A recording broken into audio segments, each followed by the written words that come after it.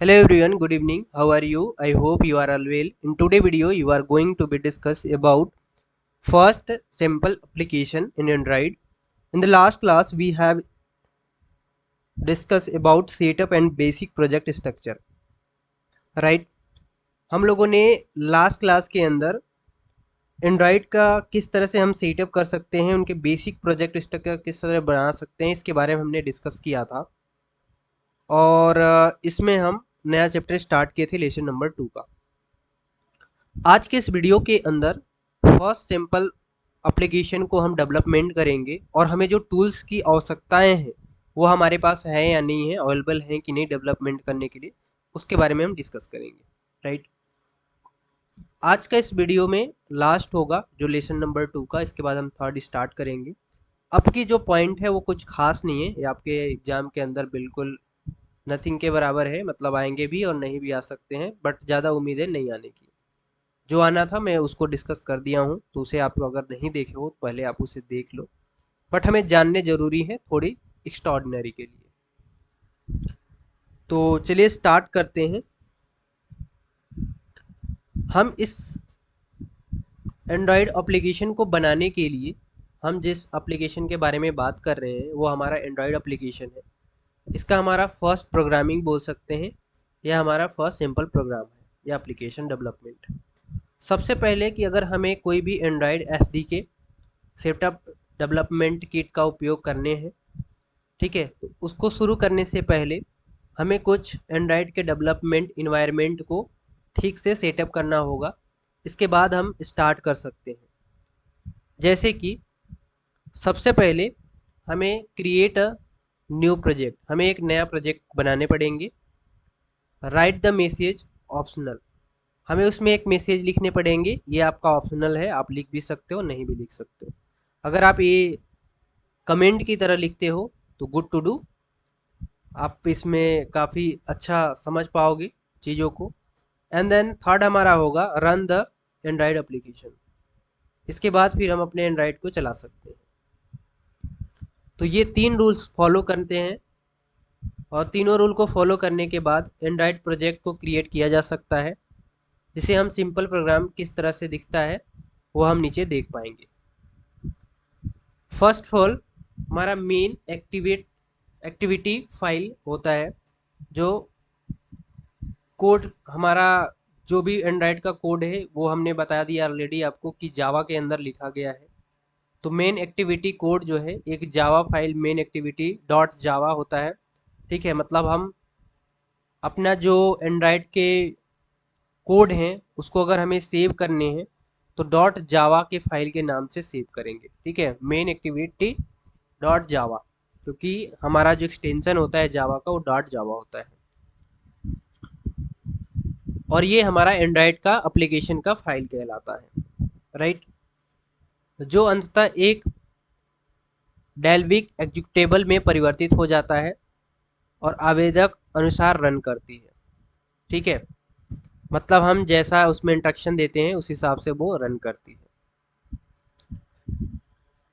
अगर आपको hello word print कराने हैं अपने एप्लीकेशन के ऊपर तो आप किस तरह से कर सकते हो, उसका डिफ़ॉल्ट कोड यहाँ पे दिया गया है, package com dot example dot hello word.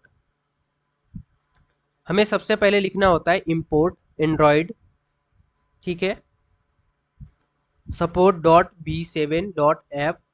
ठीक है, फिर यहाँ पे ऐप हमारा हो जाएगा, फिर कैम्प एक्टिविटी, फिर यहाँ पे important android dot O S dot bundle. फिर हमारा यहाँ पे एक पब्लिक क्लास बनेगा, public class main function activity, ठीक है, एक्सटेंडेड ऐप कैम्पैक्ट एक्टिविटी। इसके बाद फिर यहाँ पे ओवरराइडिंग प्रोटेक्टेड, ठीक है, प्रोटेक्टेड हो गया, वाइड, यहाँ पे WOID हो गया, वाइड ऑन। इसके बाद क्रिएट बंड लिस्ट, ठीक है, instance state, super dot on create saved instance state, set contact view और dot layout dot activity main function. ठीक है, इसके बाद हम करली ब्रैकेट बंद कर देंगे। इस तरह से हम डिफ़ॉल्ट कोड को लिखते हैं हेलो वर्ल्ड के अंदर। ठीक है, ये कोड आपके मुश्किल से आएंगे। दूसरा हमारा था राइट द मैसेज। मैसेज में आपको क्या लिखने हैं, सेकेंड वाला, Android studio activity main dot XML file के कोड को बनाता है।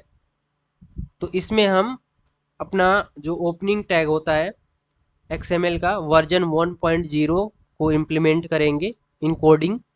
ठीक है, LTF8 मेन फेस्ट XML, यहाँ पे हमारा एंड्रॉयड होगा और ये अपना सोर्स कोड होगा, मतलब उसकी HTTP होगी, hyper text transfer protocol. Okay, android.com APK RES Android package में हम यहाँ पे एग्जाम्पल में दे सकते हैं हमारा जो माई एप्लीकेशन होगा उसको।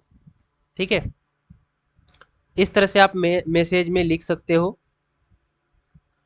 हमें क्या क्या चीज़ें अलाउ करनी है, जैसे एंड्रॉयड के अंदर अलाउ बैकअप प्लान तो true, allow icon right, allow label, allow support. ठीक है, और हम अलाउ कर सकते हैं यहाँ पे एंड्रॉयड के अंदर थीम्स। ये सब का एक अलग अलग टैग होता है, इन टैग का हमें ध्यान रखना पड़ेगा।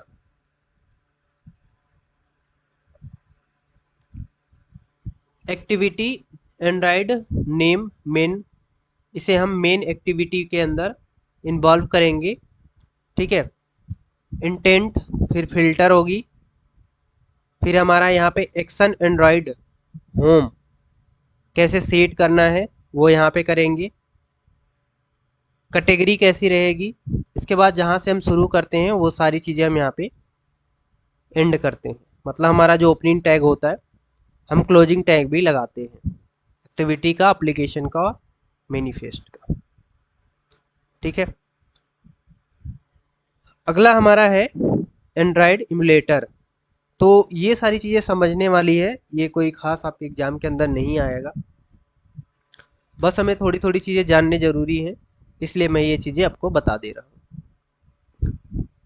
एंड्रॉयड एमुलेटर आपके कंप्यूटर पे एंड्रॉयड डिवाइस को सिमुलेट करता है, नहीं एक साथ जोड़ता है, ताकि आप प्रत्येक फिजिकल डिवाइस की आवश्यकता के बिना विभिन्न उपकरणों और एंड्रॉयड API लेवल पर अपने एप्लीकेशन का परीक्षण कर सकें। एमुलेटर जो होता है वो कंप्यूटर पे या कंप्यूटर एंड्रॉयड डिवाइस को सिमुलेट करने का काम करता है, जो फिजिकल डिवाइस की हमें आवश्यकता नहीं होती, और हम विभिन्न उपकरणों एंड्रॉयड API लेवल पर अपने एप्लीकेशन को परीक्षण कर सकते हैं।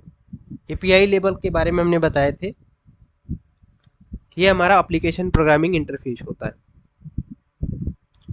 एंड्रॉयड एमुलेटर एक वास्तविक एंड्रॉयड डिवाइस की लगभग सभी क्षमताओं को प्रदान करता है, आने वाले फ़ोन सेल और टेस्ट मैसेज को सिमुलेट कर सकता है, रोटेशनल और अन्य हार्डवेयर सेंसर को सिमुलेट कर सकते हैं, गूगल प्ले स्टोर तक पहुंच सकते हैं, इसलिए हम एमुलेट का यूज करते हैं। एमुलेट पर अपने ऐप को टेस्ट करना फिजिकल डिवाइस पे ऐसा करने की तुलना में कुछ तरीके से फास्ट और ईजिली है। एमुलेट जो है विभिन्न Android phone, tablet, Android TV के लिए पूर्व निर्धारित कॉन्फ़िगरेशन के साथ आता है। ठीक है, तो ये हमारा एमुलेट होता है। अगला है हमारा एंड्रॉयड वर्चुअल डिवाइस, जिसको हम लोग शॉर्ट फॉर्म में AVD भी बोल सकते हैं। ये क्या होता है, एंड्रॉयड एमुलेटर का एक प्रत्येक इंस्टेंट एंड्रॉयड वर्जन होता है जो हम AVD का उपयोग करता है, यानी एंड्रॉयड वर्चुअल डिवाइस के यूज करता है, जो कि एंड्रॉयड वर्जन और सिमुलेट डिवाइस की हार्डवेयर विशेषताओं को इसे स्पेसिफाई करता है। अपने ऐप को प्रभावी ढंग से टेस्ट के लिए आपको एक एंड्रॉयड वर्चुअल डिवाइस को बनाना चाहिए, जो प्रत्येक डिवाइस को जो उसके नोट्स होते हैं हम उनको कर सके, जिस पे आपका ऐप चलाने के लिए डिज़ाइन किया गया होता है। AVS बनाने और मैनेज करने के लिए हमें AVS मैनेज का उपयोग करना पड़ता है। ठीक है, AVS user data, SD card और इसी तरह के लिए अपने प्राइवेट स्टोरेज के साथ एक इंडिपेंडेंट डिवाइस के रूप में कार्य करता है, डिफ़ॉल्ट रूप से इमुलेटर उस एवीडीए के लिए स्पेसिफाइड डायरेक्टरी में use data SD candidate card data और जो हमारे पास कैच को स्टोर करता है। ठीक है, ये सारे मेमोरी है जिनको स्टोर करने में हेल्प करता है। जब हम इमुलेटर को लॉन्च करते हैं तब यह एवीडीए डायरेक्टली यूजर डेटा और एसडी कार्ड डेटा को लोड करता है। ठीक है, तो ये हमारा है एवीडी। इंस्टॉल द इमुलेटर, ये भी कोई ख़ास नहीं है। इमुलेटर को कैसे इंस्टॉल करेंगे वो चीज़ें इसके अंदर बताई गई है, लेकिन ये हमारा कोई ख़ास नहीं है। एंड्रॉयड स्टूडियो इंस्टॉल करते समय एंड्रॉयड इमुलेटर को भी इंस्टॉल किया जाता है। यानी जब आप एंड्रॉयड स्टूडियो इंस्टॉल कर रहे हैं तो उसी टाइम पे आपका इमुलेटर को भी इंस्टॉल करना होता है। एंड्रॉयड इमुलेटर से इंस्टॉल करने के लिए आपको एसडीके मैनेजर के एसडीके टूल्स टैब में एंड्रॉयड इमुलेटर कंपोनेंट को चयन करने होते हैं। ठीक है, ये हमारा एक software development kit, setup development kit होता है। इस सेटअप डेवलपमेंट किट के मैनेजर के अंदर जाओगे, मैनेजमेंट के अंदर, उसमें एक टूल्स आपको मिलेगा एंड्रॉयड इमुलेटर कंपोनेंट को, उसको आपको सेलेक्ट करना होता है, फिर जाके आपका स्टार्ट हो जाएगा इमुलेटर। ठीक है, तो आई होप कि आप लोग इमुलेटर के बारे में भी समझ गए होंगे। Introduction to DDMS। DDMS क्या होता है ये थोड़ा सा समझ लो। DDMS का मतलब होता है Dalvik debugging monitor server. Debug का मतलब होता है कि अगर हमारे पास कोई चीज़ें गलती हो रही है तो उसको सही सेवा प्रदान करना, यानी सही उसे करना, करेक्ट करना। तो डेल्विक डिबगिंग मॉनिटर सर्वर है जो डिवाइस पर कई सेवाएं प्रदान करता है। सेवाएं में मैसेज फॉर्मेशन कॉल, ठीक है, spoofing, capturing, screening shot, screen shot, exploring internal threads और फाइल सिस्टम, ये सभी शामिल होते हैं DDM के इसके अंदर, यानी डेल्विक डिबगिंग मॉनिटर के अंदर ये सारी चीज़ें फॉर्मेलिटी हमें मिलती है। ठीक है, तो बस आपको इतना ही जानना है इसमें कि हमें काफ़ी सारे सेवाएं प्रदान करता है, जैसे कि message formatting, capturing, screenshot, exploring, ठीक है, इंटरनल थ्रेड्स और फाइल सिस्टम, ये सारी चीज़ को मैनेज करने के लिए, राइट।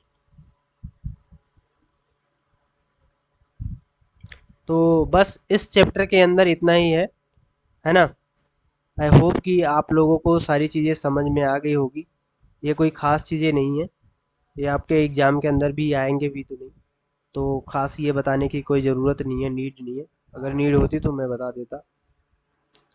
मैं कोशिश कर रहा हूँ कि आपके लिए जो हम PDF प्रोवाइड कर रहे हैं वो आपको पढ़ने के लिए तो मैं हिंदी में ही प्रोवाइड कर रहा हूँ, और कुछ इंग्लिश में मिक्स करके जो नोट्स हैं वो प्रोवाइड कर रहे हैं।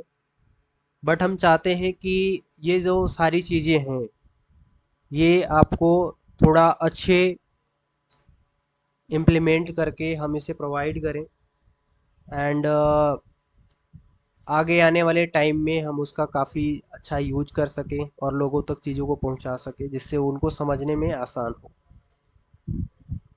तो हमें आप सभी की हेल्प चाहिए। आप ज़्यादा से ज़्यादा वीडियो को शेयर करो, और हम आपके लिए ऐसे ही वीडियो लाते रहेंगे। वीडियो पे नए हो तो चैनल को सब्सक्राइब करो। मिलेंगे नेक्स्ट वीडियो में, तब तक के लिए जय हिंद।